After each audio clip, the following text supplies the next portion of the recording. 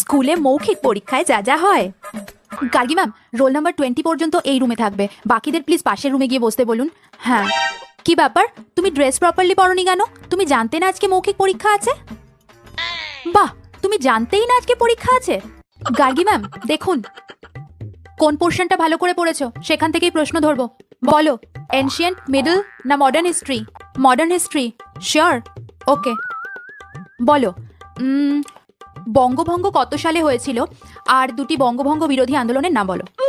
পারবে কি? বলো তাহলে, এখনো অনেকজন স্টুডেন্ট বাকি, তোমাকে নিয়ে বসে থাকলে হবে না। এই তোমাদের কোন সেকশন গো? সি। সংযুক্তা ম্যাম পড়ান তো হিস্ট্রি। উনি তো খুব ভালো ম্যাডাম, পড়াশোনা করো না কেন? ঠিক উত্তর বলছো তো? ভেবে বলো, ভয় পাবার কিছু নেই, ঠান্ডা মাথায় উত্তর দাও। আচ্ছা বলো, নীল বিদ্রোহ আগে হয়েছিল নাকি খিলাফত আন্দোলন? কি নাম্বার দেবো বলো তো তোমাদের? যাও, হয়ে গেছে, যাও। হ্যাঁ হ্যাঁ ঠিক আছে, যাও।